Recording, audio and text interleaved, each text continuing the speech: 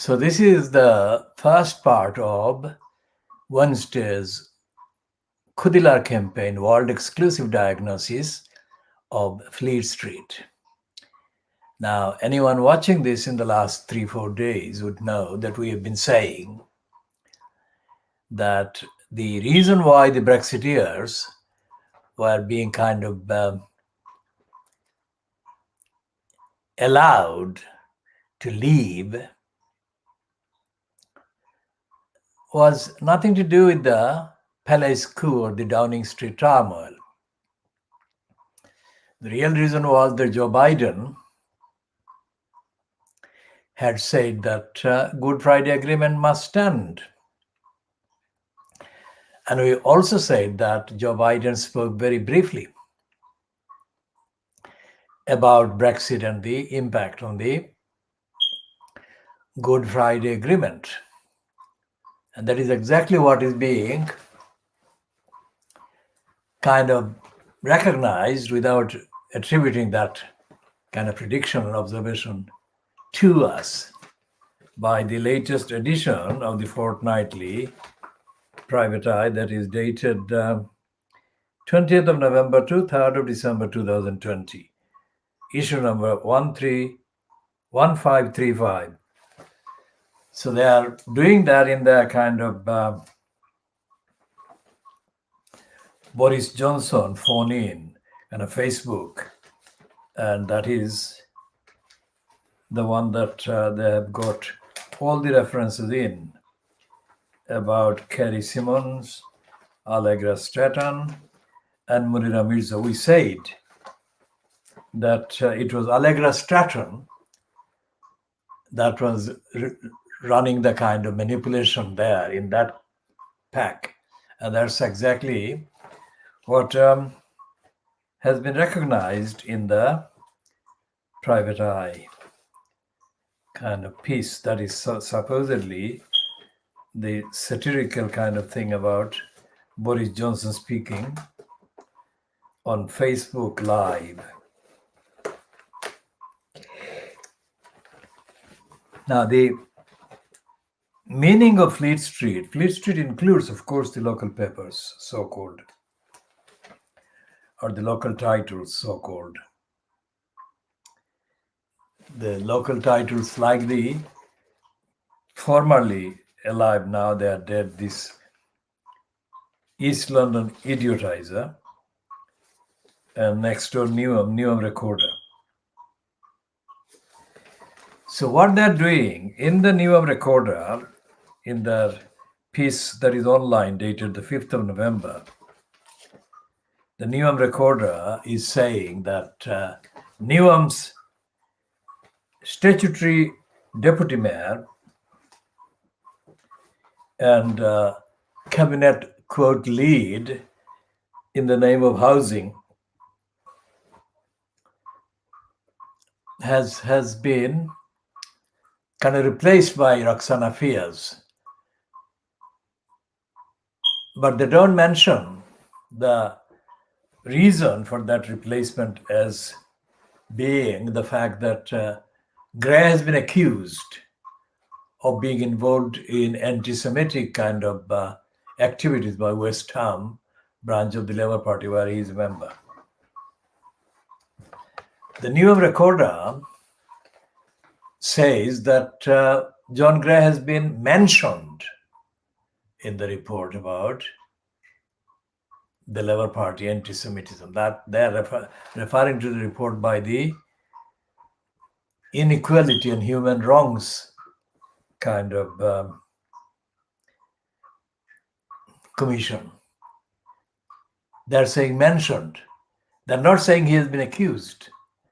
And they most certainly are not saying that he has been replaced because of his role. Whereas in the Private Eye,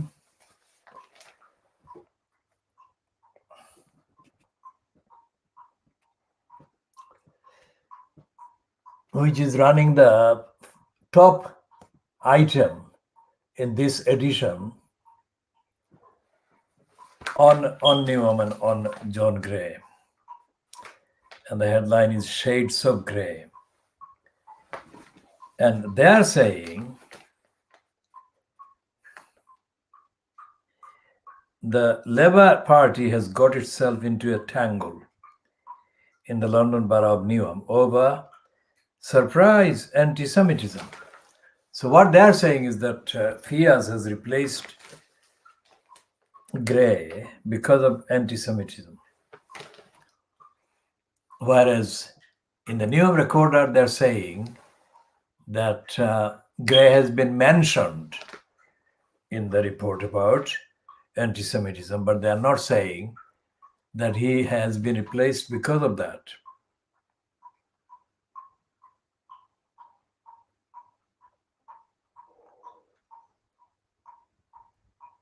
Now, there is no mention in the Newham Recorder or the Private Eye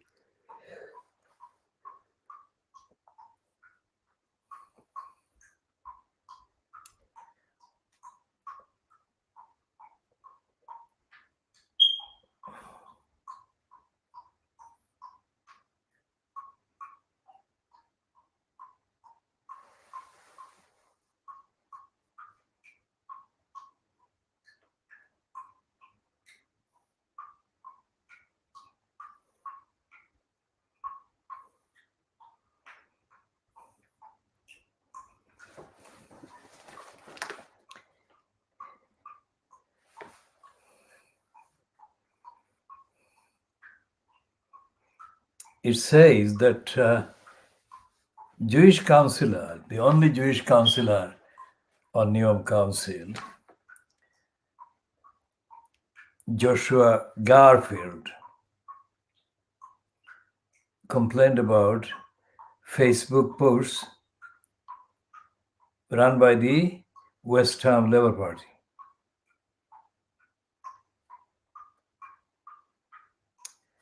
And it says that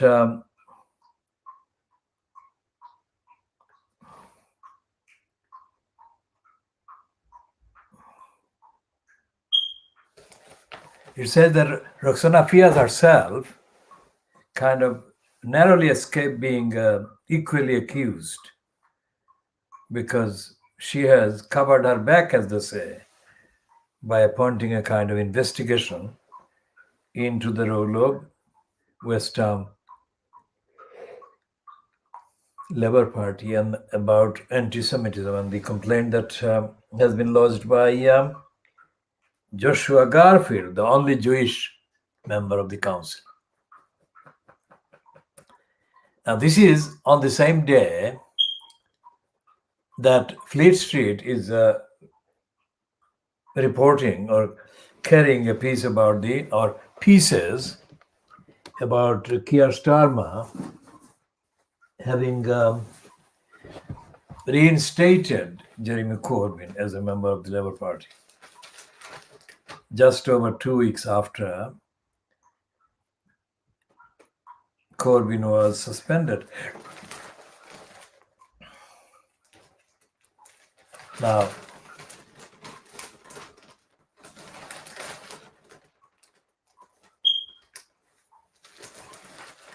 there are things in the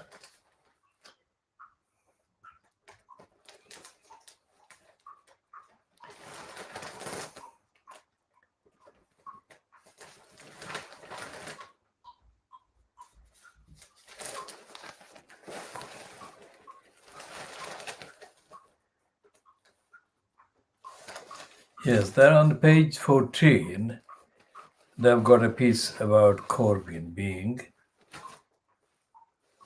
allowed back into the Labour Party. And their headline, the Daily Mail on page 14, is "How could Labour let this man back in?" Now, that kind of headline would suggest that Corbyn has been accused of being responsible for some heinous crime and found guilty by independent tribunal or something of committing the alleged heinous crime. But what he's kind of photographed as doing is attending an event where Corbyn holds a wreath in 2014 near the grave of the Munich terrorists. Now, the Munich terrorists are, in other words, alleged terrorists who exploded bombs in Munich, and it has been alleged that they did that against the Jewish people or the kind of Jewish supporters. And here they are saying that the fact that Corbyn attended the wreath laying in memory of those terrorists makes him completely unsuitable to be allowed to become or remain a member of the Labour Party. And the banner headline above the splash headline, if you like, on top of that one, how could Labour let this man back in? That one reads, fury of Jewish groups after party rulers readmit Corbyn. Now Starmer may deny him the whip, and so on. So this is about the same topic, the anti-Semitism by the Labour Party members or by Labour Party groups and Labour Party branches, which is what the Private Eye is saying. The West Ham Labour Party was involved in, and John Gray, a member of the West Ham ward and a member of the West Ham Labour Party, has resigned after being reportedly condemned for his tolerance of the anti-Semitic, anti-Jewish activities or attitudes or opinions of the Labour Party, West Ham Labour Party, through their Facebook account. That is not what the Newham Recorder said on the item dated 5th of November 2020. And in neither Private Eye nor in the Newham Recorder, nor indeed in the original report published by the Inequality and Human Wrongs Commission that led to Starmer kind of staging a stunt and suspending Corbyn's membership of the Labour Party for the 17 or 18 days. In none of these reports is there any reference to the role played by either MPs or councillors in delivering service that are owed by the council or by the government, by parliament, by state, to people on various issues, and especially in the case of the local councils such as Newham, the overwhelming majority of the various kind of state support are supposedly being delivered by the local council, which is Newham. Welfare benefit, housing benefit, local housing allowance, etc., etc. But in each of these categories and other categories that the councils are given the powers to make decisions, the employees making the decisions are making absolutely corrupt decisions, illegal decisions, criminal decisions, and dishonest decisions. And there is no remedy. There is no remedy for the victims of these decisions in any shape or form, whereas a post, a social media post, or a number of posts about a group of persons who identify themselves as Jewish, that is being treated as extremely serious, although most cases, no individual has been targeted for any attacks, but the group has been, according to these claims, targeted for attacks or denial. Underneath all of that lies the fact that the Labour Party, despite the fact that it was kind of founded in East London, Newham to be particular, and to correct the kind of balance or imbalance, if you like, and to redress the kind of balance, allowing the people of the deprived kind of categories parity of entitlement and recognition. Despite that fact, and despite the fact that on the 12th of March 2018, days before she got formally selected as the candidate as mayor for the Labour Party in Newham, Fiaz said boastfully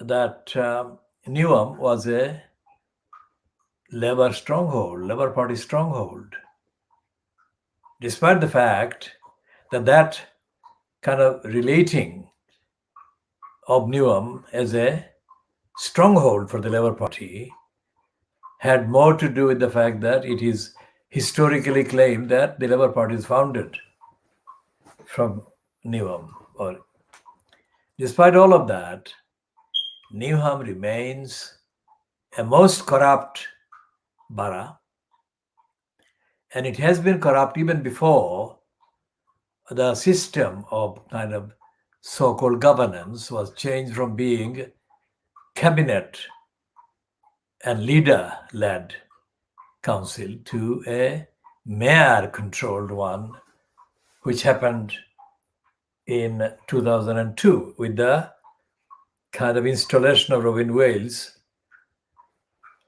who was transferred from being the leader of the Newham Council to being the mayor at the expense of Newham. Remember, that was the year when Stephen Timms ceased to be the leader. I mean, in that period that preceded the installation of Robin Wales as the mayor, Stephen Timms ceased to be the local councillor and leader of the Newham Council. That happened a few years before the 2002. And since 2002, no Newham councillor, including John Gray, has once made one single political pro-democracy, pro-accountability statement.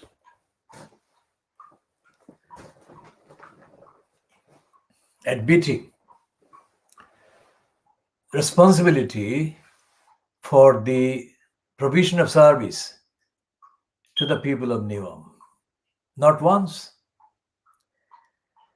And yet on the 5th of November, the item on the website of the Newham Recorder dated the 5th of November,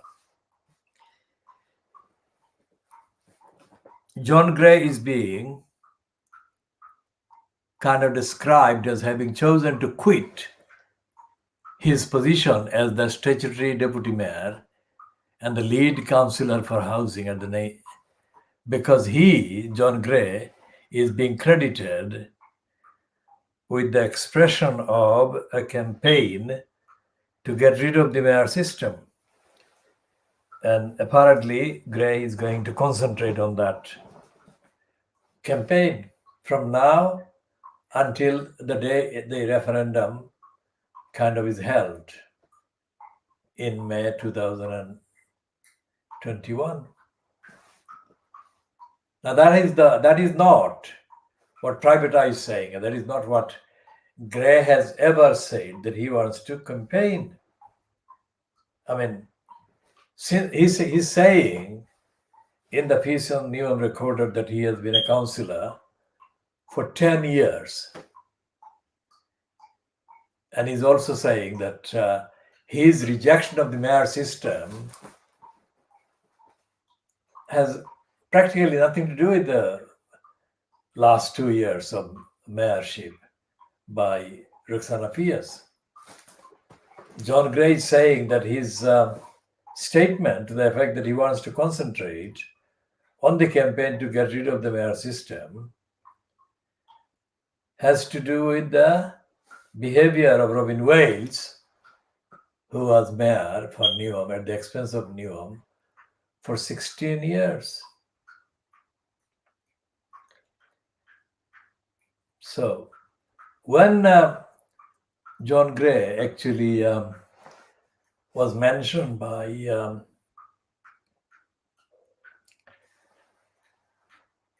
this investigative reporter as one of the kind of plotters, along with Rukhsana Fias and another one, against the mayor system, against the mayor Robin Wales. Their plot starting in 2013. These are all mentioned in the diagnosis of the corrupt post. So when did John Gray realize how bad this elected mayor post was? The answer has to be that no one will ever know, because John Gray, on the records, is another liar.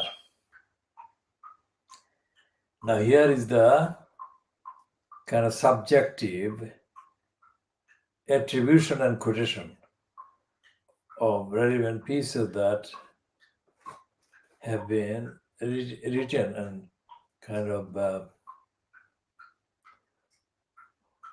put on the record. John Gray has never been critical of Robin Wales.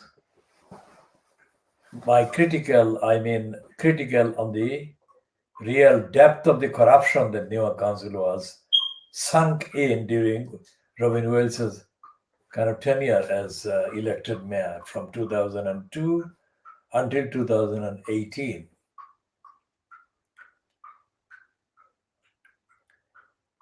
Now that is very significant, because Robin Wales, during his tenure, did a number of things that went directly against the policies of the Labour Party, locally, regionally, internationally.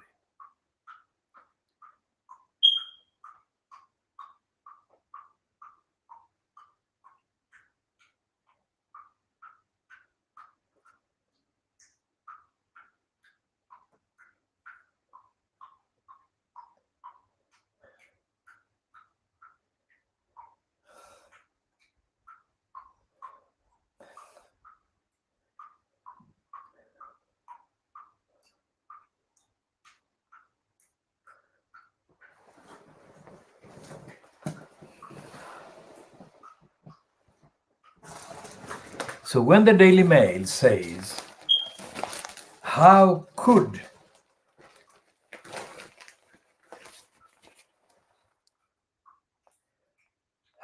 Labour let this man back in? It suggests that he has committed some serious crimes.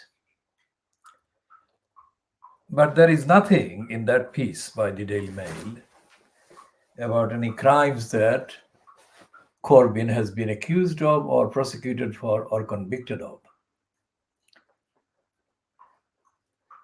And the fact that they can do that, and they can do that in the expectation, realistic expectation, that Corbyn will not kind of hold them to account for this kind of hateful piece. That is absolutely realistic, because the Corbyn won't. And the fact that he won't is proof that Corbyn lacks the necessary intellect. That is the point. Because Corbyn could have actually started the campaign against racism in the Labour Party. And if he had done that, it would obviously automatically, on the evidence, include the element of racism that constitutes what is also called the anti-Jewish behavior and anti-Semitic behavior. Now, our campaign is very careful about using words.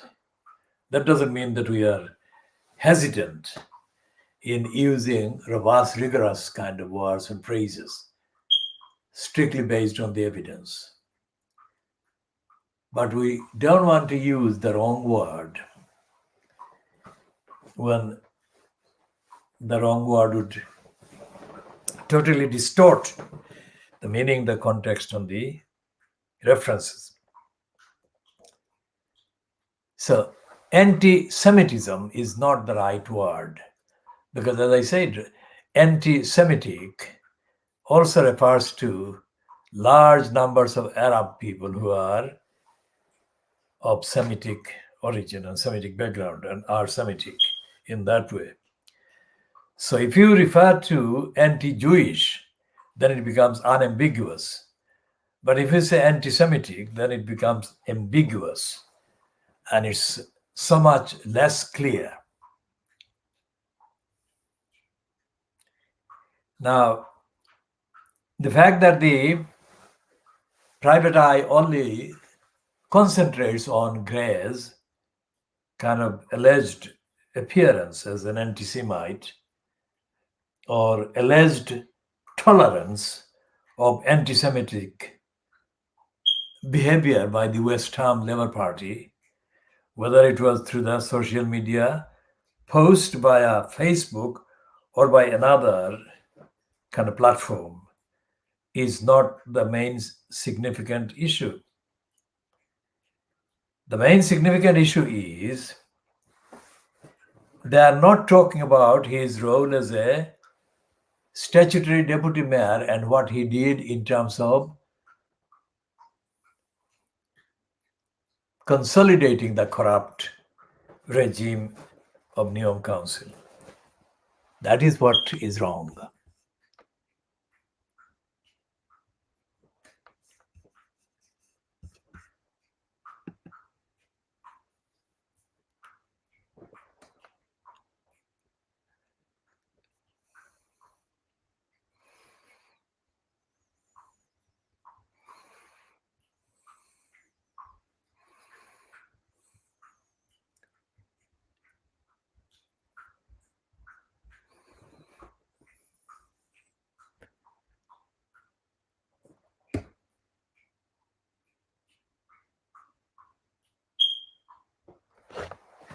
Because they are not talking about any of the problems of poverty, unemployment, housing, homelessness that actually dominate the community in Neom. And the, of course, lack of health facilities and the poor environment and the high levels of crime. They're not talking about any of that. Now, how many times and how many angles shall I cover it from? In order to get across the truth that is what is wrong with the mainstream, and the fact that Private Eye runs this column called Street of Shame, which is its name for Fleet Street.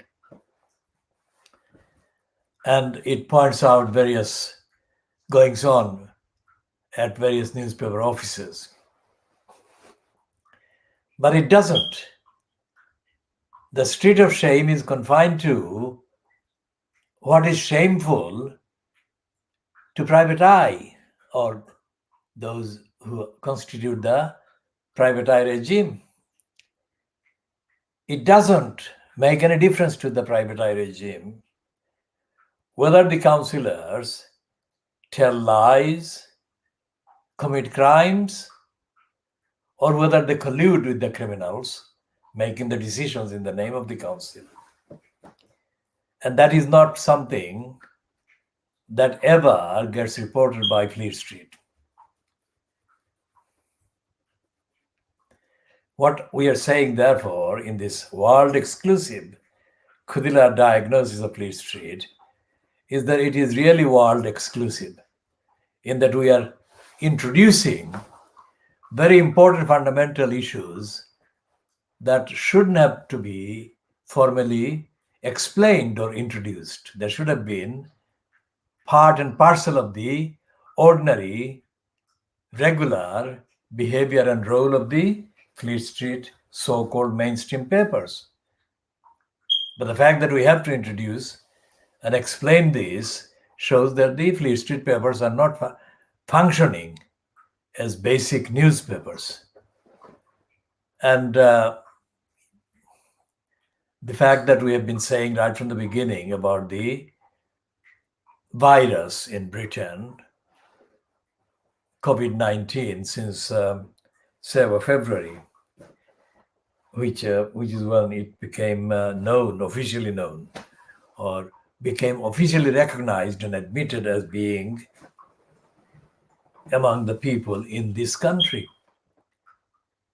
They are not talking about the various stages of the virus, how it functions, how it works, how it infects people, and all the details. That is what is never mentioned in the papers. Yet there are, for example, as I said in the Daily Mail, pages and pages and pages about the COVID-19, but it's not about the actual thing. I mean, the reason why the Daily Mail has got pages and pages is because in the last kind of few months, it has become increasingly clear that billions of pounds that have been kind of borrowed by the UK government under the emergency of dealing with the virus, that billions of pounds have been abused, which is what we have been saying. We have been saying from the start of this. Rishi Sunak, who is the finance minister of the UK, in the Boris Johnson-fronted cabal of a government. So what they're saying, the Daily Mail, is that billions of pounds have been misused. Now, it's not something that's said first.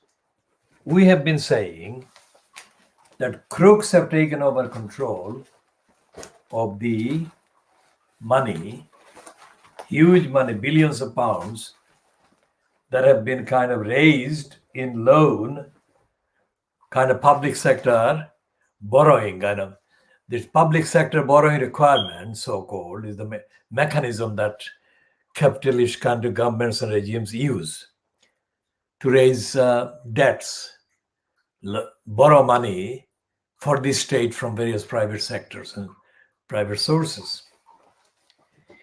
So this time the borrowing requirement has been raised exponentially, and it is during the pandemic crisis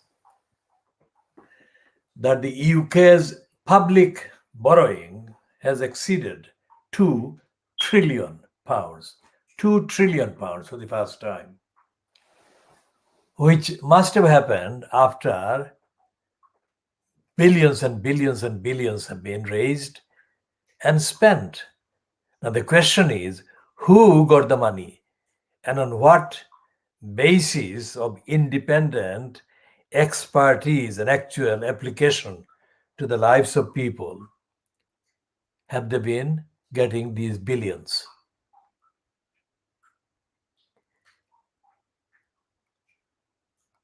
And I think that that is something that needs to be kind of focused on when we talk about the difference that lockdowns have imposed on people's way of working.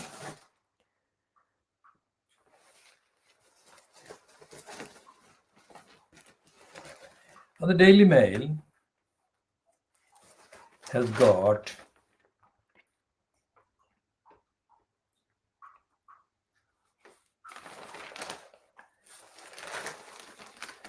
Boris's electric car revolution. Now, although Boris Johnson has been pictured as being a hand-packed kind of stooge of Carrie Simmons and Allegra Stratton and Munira Mirza, to his peddlers, like the Daily Mail, despite all these, they remain dedicated to perpetuating the lie that he's a Superman. And they drop in the word like revolution. Boris's electric car revolution.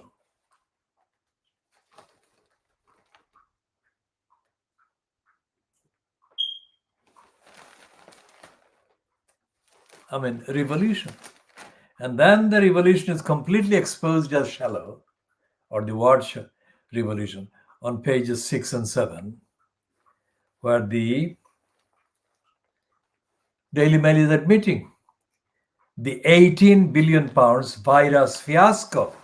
What they're saying is that 18 billion pounds in that pack has been stolen and been kind of robbed by Johnson's friends and cabals and conservative donors and conservative business person. And it has even got this headline, Chamocracy. Companies with friends win COVID contracts. Now, friends meaning friends who are ministers. So it's open robbery, which is in contrast to the news, even in today's paper on other pages, that Rishi Sunak is plotting to cut the foreign aid budget. Now, the foreign aid budget is not even $1 billion.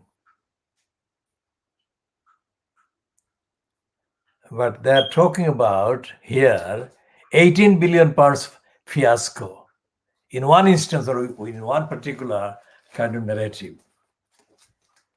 And they've got other billions of pounds being wasted. And this one is Spanish middlemen given 21 million pounds of your cash to set up PPE deal. And there's another one with this woman who's got a smile. They're saying that she's, by that smile, they're saying that the face, they're saying here the smile that says, I bagged 880,000 pounds deal on PPE gravy train. That's what she's saying. She's kind of said on the front page, and inside with the same smile, same face, same picture, they're saying 12 billion pounds Wild West bonanza. How companies with no experience cashed in on the government's shambolic scramble to provide vital safety equipment to the NHS.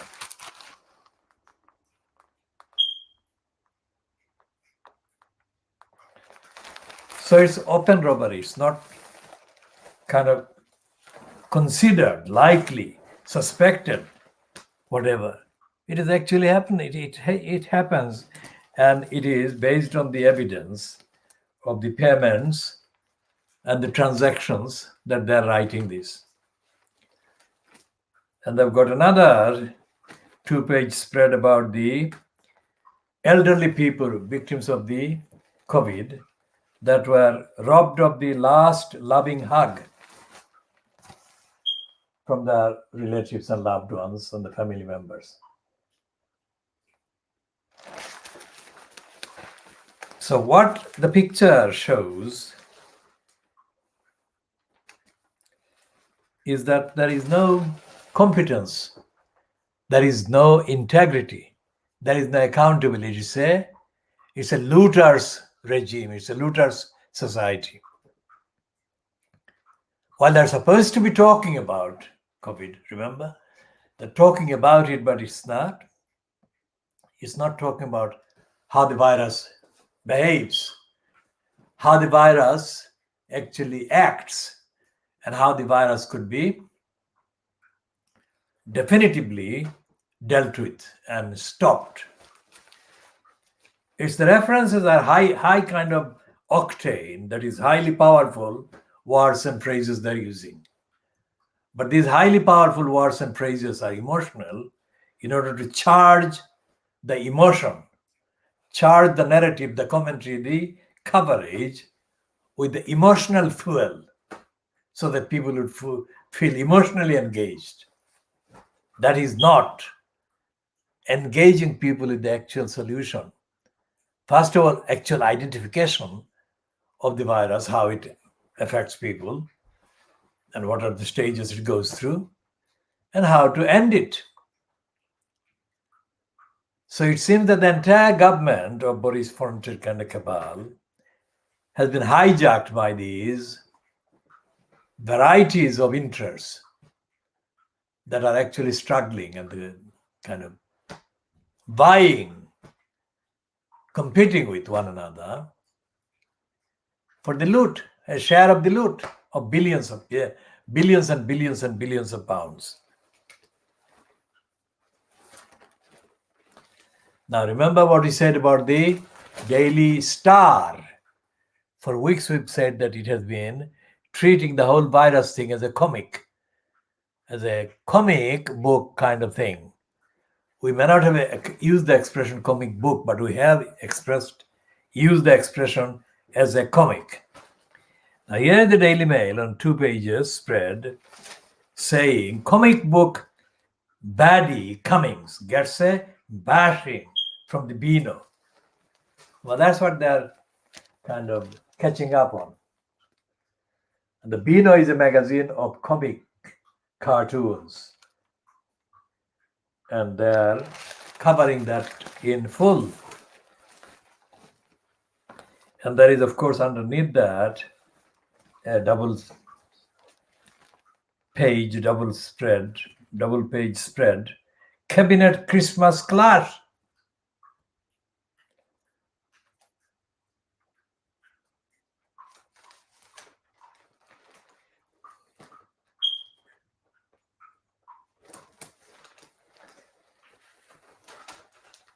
And there is another piece on the Daily Mail, page 27, starting on page 27. And the theme is lockdown sharks. Now, they're admitting, even in the money mail section, the so-called section that is supposedly not party political, but based strictly on the evidence of the behavior of the economy. They're saying that the entire financial system has been hijacked by criminals, sharks. And there is another piece about the BBC on page 16. This one is not about Diana and her brother Charles Spencer, but this one is about the victims of the British GP, general practitioner doctor, called Harold Shipman, and the massacres of patients that he committed. And here in the headline on the Daily Mail, it says, Bashir lied to the families in Shipman case. And in the Times today, there is a separate piece, of course, about the fact that the BBC bosses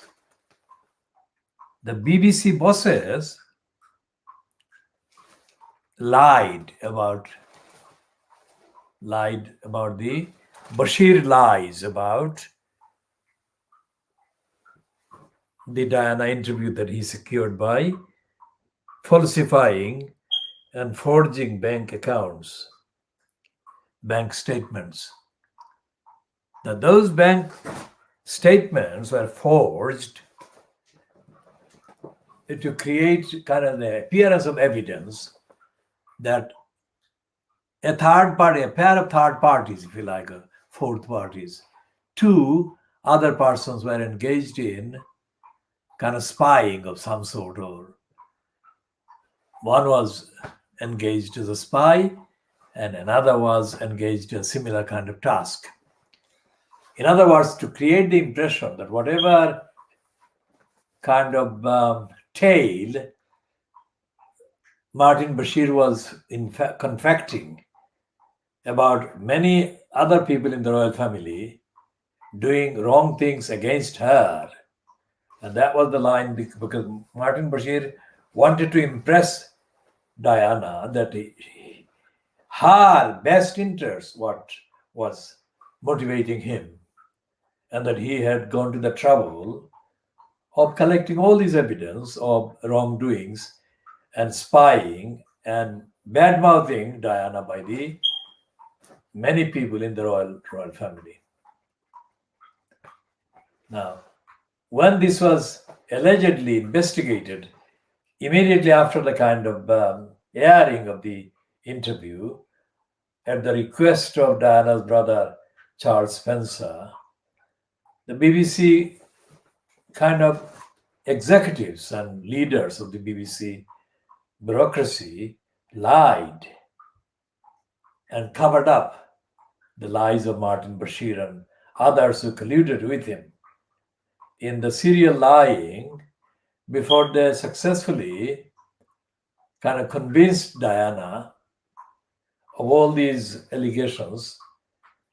And then she agreed to be interviewed by Martin Bashir, and the interview was broadcast on the BBC's kind of so-called flagship investigative report kind of platform called Panorama. And the Times report today is saying that when that allegation by Charles Spencer was referred to the BBC, they actually told a pack of lies in denying the allegations against Bashir and in covering up for Bashir. Hope this is clear. This is exactly what we have been saying in this world exclusive Khoodeelaar diagnosis of Fleet Street and the British media, is that the BBC is a lying outfit. It's unaccountable and it's corrupt, and it has been allowed to behave as an outfit that is impune. It has got no accountability. And that is why this item about the Herald shipman victims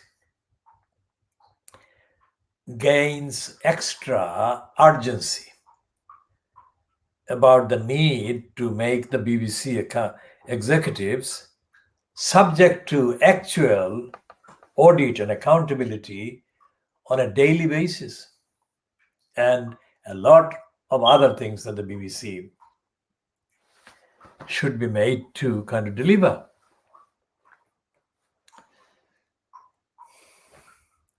So the Fleet Street does not include the Communist Party morning scar, which we have collected today, about 2 weeks daily ones that we have collected. We shall be kind of holding some of them up there. As we have said, this is like a placard. The Morning Star headlines are mainly like placards.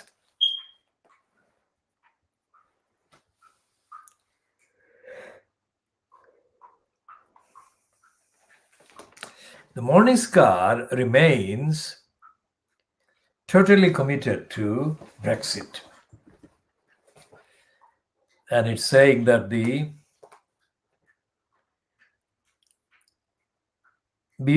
Labour Party leadership failed to convince the Leave communities, meaning those who voted for the Conservatives on the 12th of December 2019, allegedly because the Labour Party was not convincing enough as a Brexiteering party. Now, that's the biggest kind of piece of evidence of how lost the Labour Party has been, with Jeremy Corbyn at the front, and how totally criminal and dishonest the Communist Party of Britain is.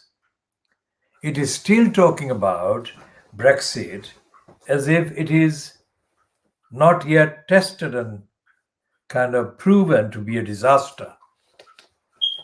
It is talking after the official kind of announcement by the US President-elect Joe Biden that any tampering with the Good Friday Agreement would constitute a departure from the basic principles on which any relationship between UK and USA on governmental terms, that is on governmental levels, could be established. They're saying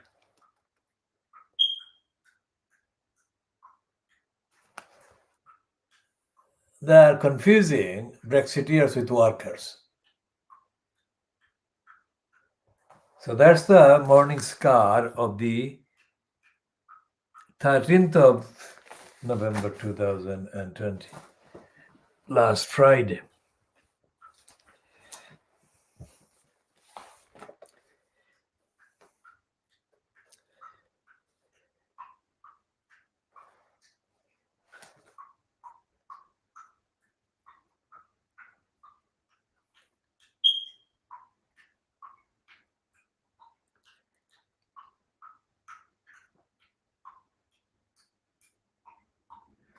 And they're saying that the University of Manchester, one guard on a campus on the University of Manchester, pinned a black student of Somalian origin to the wall. Now that boy could have been killed. He could have suffocated. So that's the morning scar.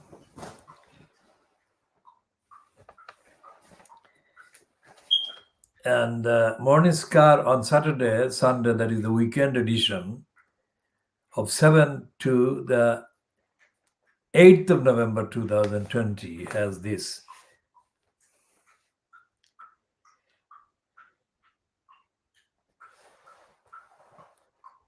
The trade unionists were spied on by the Metropolitan Police, and the trade unionists demanding answers from the Metropolitan Police in the Sky Cops inquiry. Remember, the Sky Cops is the inquiry going on about the number of London Metropolitan Police spies who infiltrated several campaign groups to the point that they actually had sex with the women campaigners who they exploited, and they told lies to about their own status. They never said that they were spies.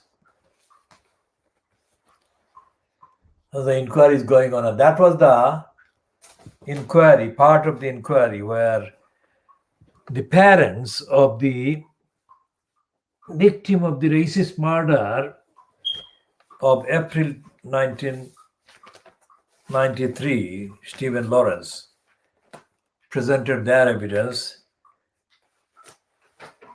through two licensed law traders, one being a former solicitor, now elevated to various manipulations to the status of a higher earning QC, Imran Khan,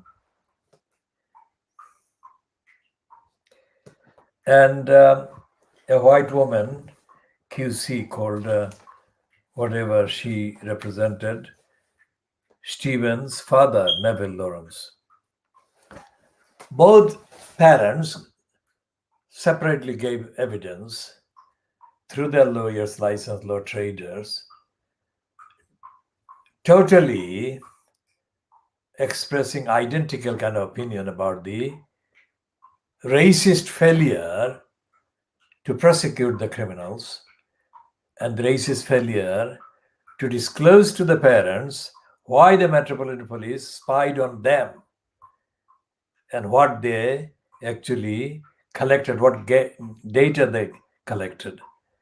And it has been 27 years since the racist murder of Stephen Lawrence. And for 27 years, Stephen's parents have fought for the truth from the police, and they have been denied the truth. They have been denied the kind of support and the cooperation, and most certainly the trust by the police. The police suspected them, and therefore both the parents were spied on by the police, the Metropolitan Police.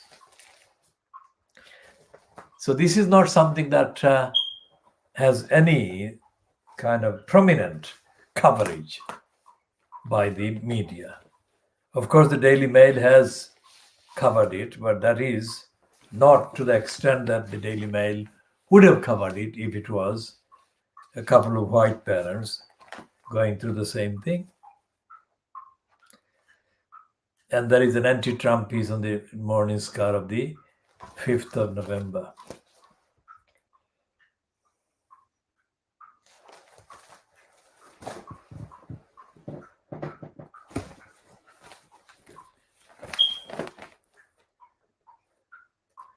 And one of the victims of the spying police said that spy cop left my life shattered. Inquiry told deceived women were made to feel worthless after being used as mere objects to prop up lies of fake activists. The police were liars, and in effect they committed sexual crimes against these women.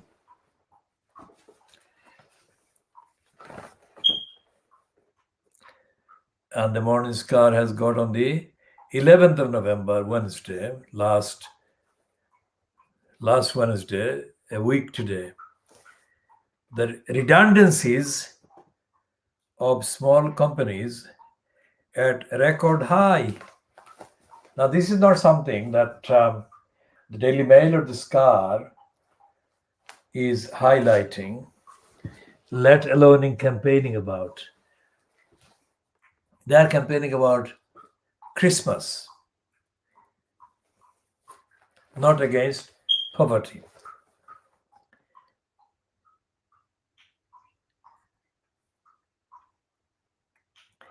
And there is another piece on the front page of the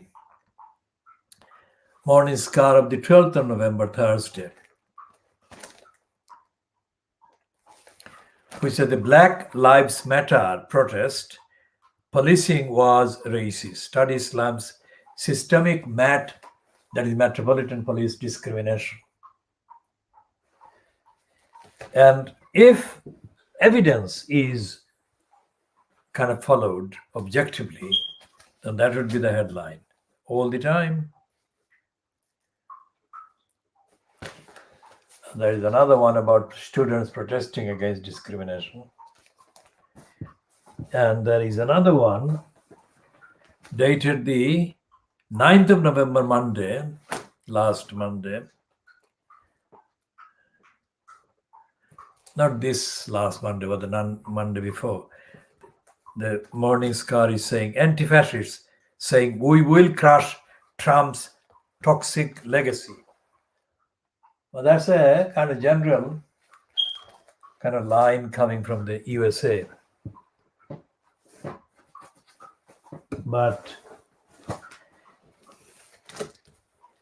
And there is another one in today's paper, Wednesday, the 18th of November, 2020. And the Morning Star is saying the top spy police went on to work for blacklist firm. Not only were they spying on the women and exploiting them and abusing them, but they actually went on to work for a criminal organization that had blacklisted trade unionists and others. In contrast to the Morning Star, the Scum is celebrating 5 days of Xmas, that it seems that it has kind of obtained concession from the Boris Johnson. And they have now united the images of Boris Johnson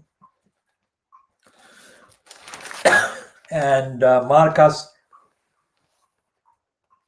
Rashford, the 23-year-old footballer.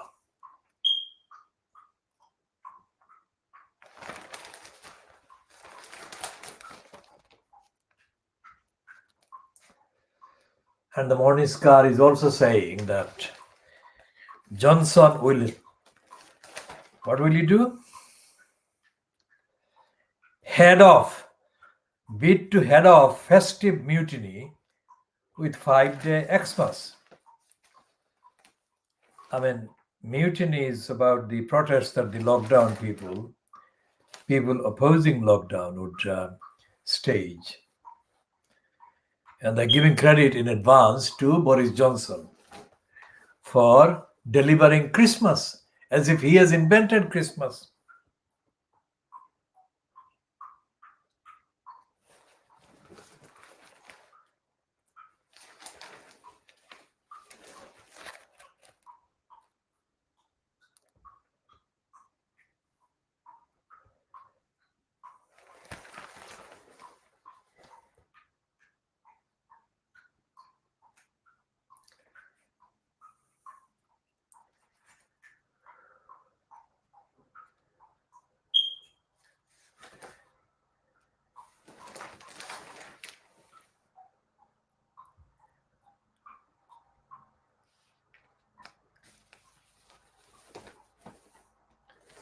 And they're saying in the Sun, in the Jane Moore column, that a divorced Diana could have still reigned supreme. But that was destroyed by Martin Bashir.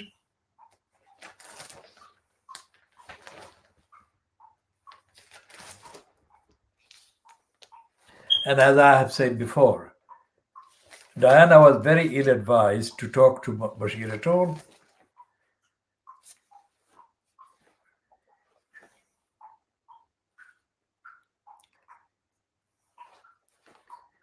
And they're talking up Boris Johnson in the so-called editorial on the Sun.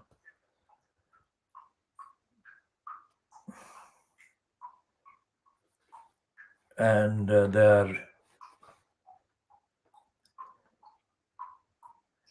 they're saying that Tony Blair should never have given the devolution option to the Scots.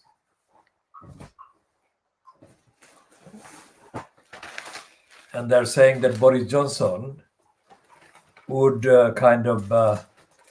correct the mistake that Tony Blair made in giving too much power an option to the Scots. So the agenda is to restore Boris Johnson, rehabilitate him by any means, by any kind of confection.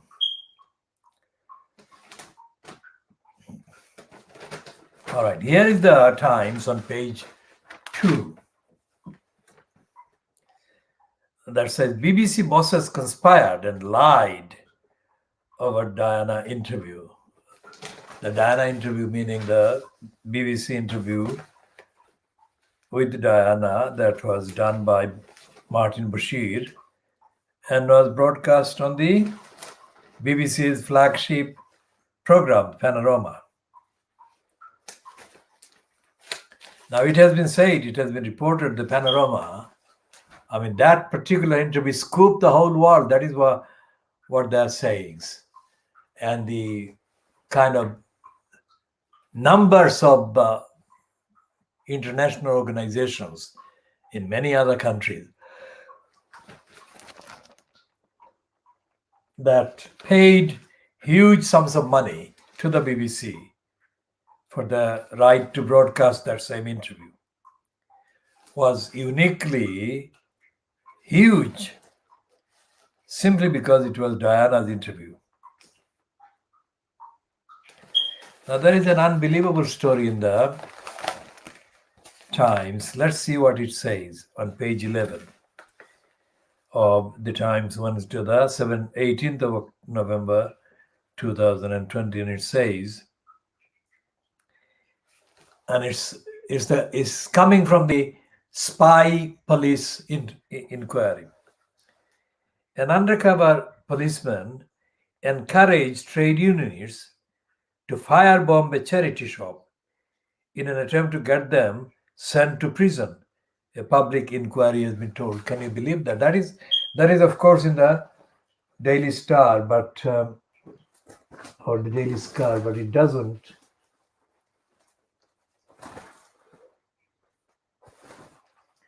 It didn't say that thing about the police plot to frame these trade unionists as part of a conspiracy to send them to jail. Why? Painting them as criminals and bombers. Using pseudonym Carlo Neri, the undercover Metropolitan Police spy had infiltrated union activists and told them the shop was run by a fascist. A witness told the undercover policing inquiry yesterday.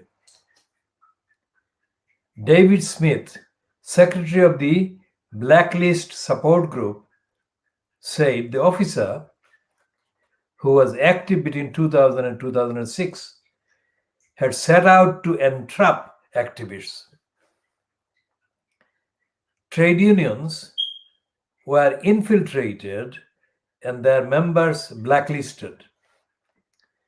The inquiry chaired by Sir John Meeting was set up in 2015 to examine undercover policing tactics over a period of 40 years, focusing on two units.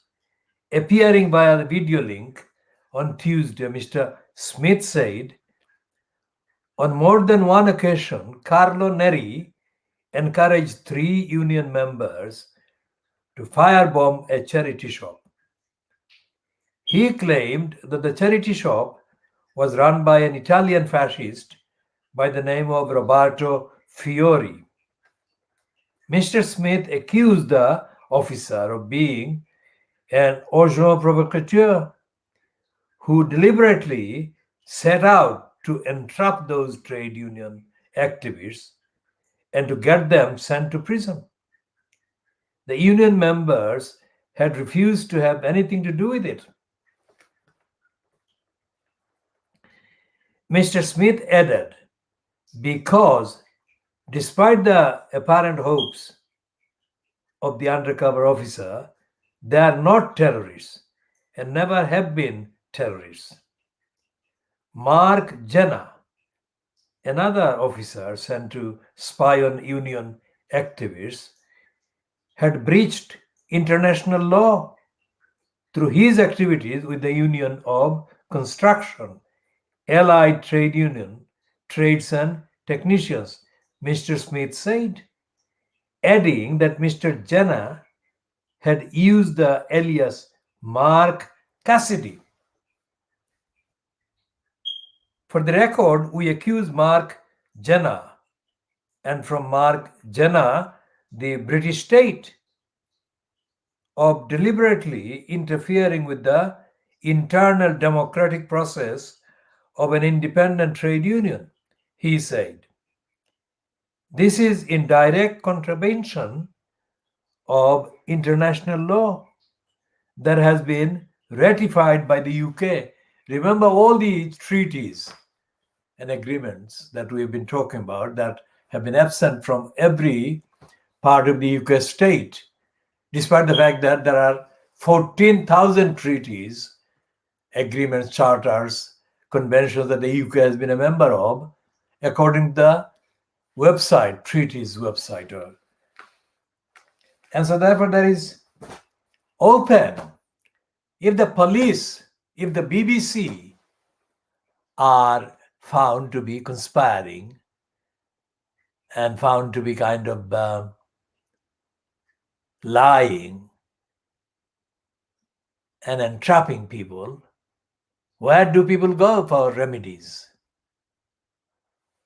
against corruption, against criminality, against crime? Now, today's Guardian, it has got a kind of artificial intelligence piece which says that Amazon may make workers obsolete. And the other one is the Guardian is saying that it's revealing that personnel kind of, what is this thing called?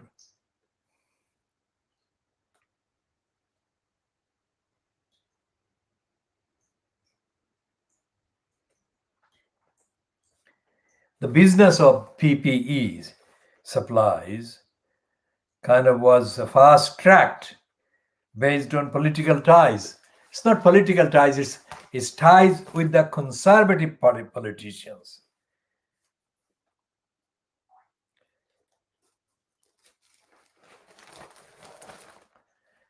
And there is also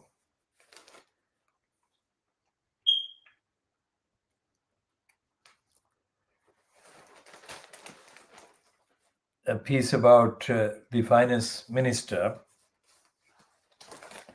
Rishi Sunak, being reportedly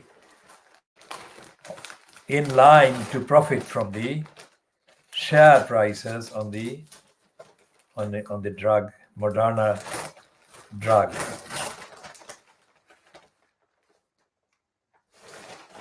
And there is this detailed kind of piece by mainly a former reporter on the Jewish Chronicle, who is now the deputy political editor at The Guardian, about the various deep impact for humanity, against humanity, caused by the readmission of the Jeremy Corbyn into the Labour Party.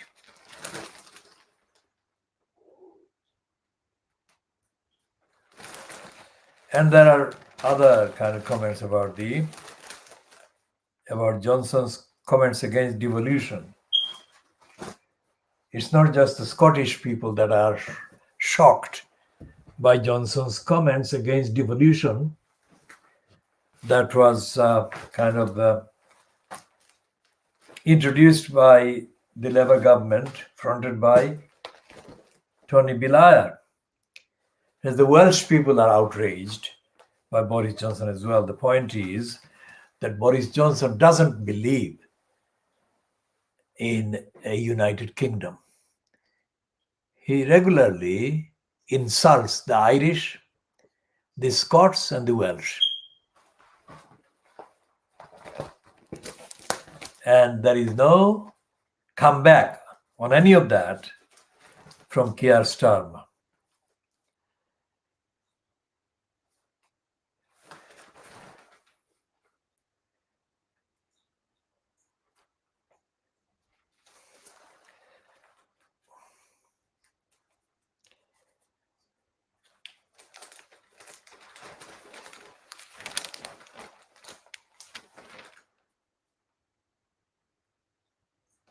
And the Boris Graf actually admits that Tories in Scotland may split from the UK Conservative Party after Johnson's devolution remarks.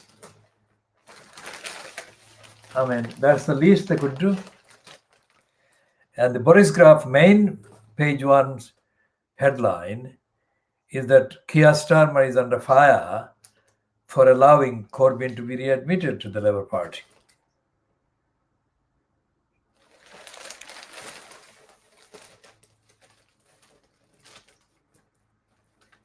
And the Boris Graf also says optimistically and typically, uncharacteristically, because all this time they have been overhyping the likelihood of hostility between the UK and Brussels over Brexit.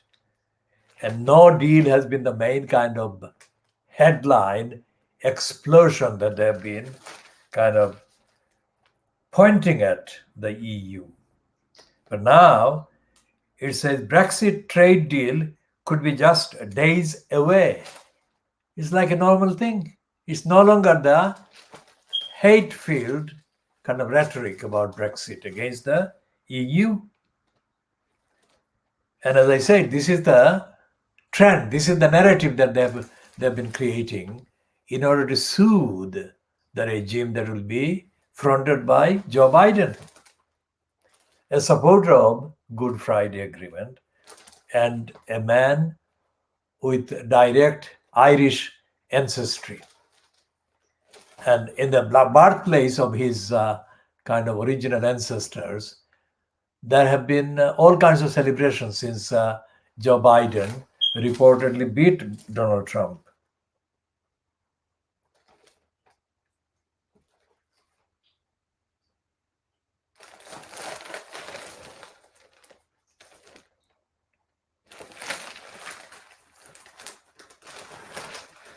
So the Scottish Tories may split from the UK party after Johnson's devolution remark. I mean, if they don't split or do something similar, there won't be any Conservatives or cons in Scotland, because Johnson is defiant against the Union.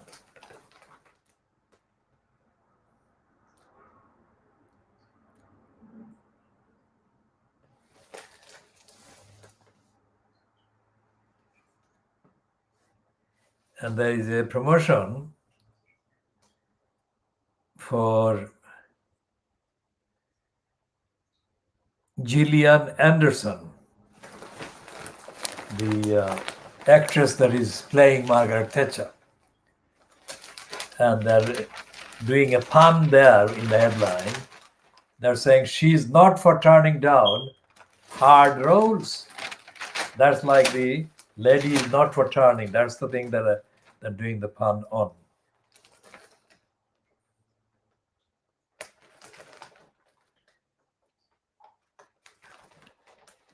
And there are other evidence-based reports about the kind of failures, incompetence of test and trace operators.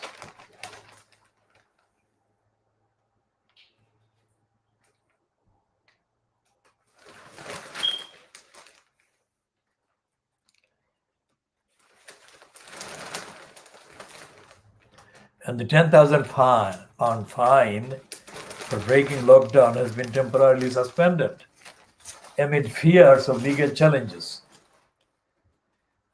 Now, that is a rare kind of admission of the existence of legal challenges to illegal government behavior.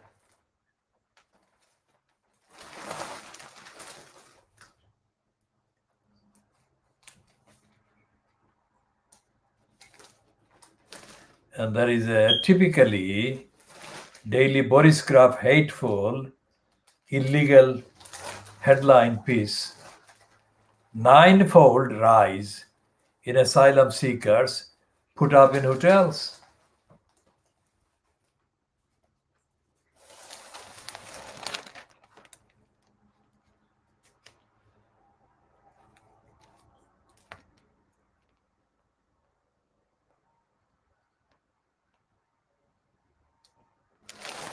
And it's also reporting that Trump is about to announce large numbers of troops, American troops, to be withdrawn from Afghanistan and 500 from Iraq.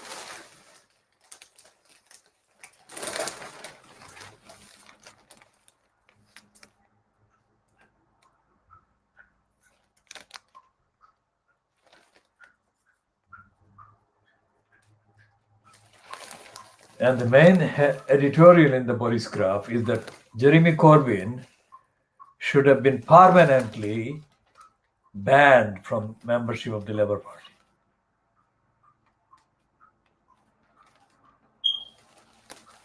And here in the Boris graph also a piece by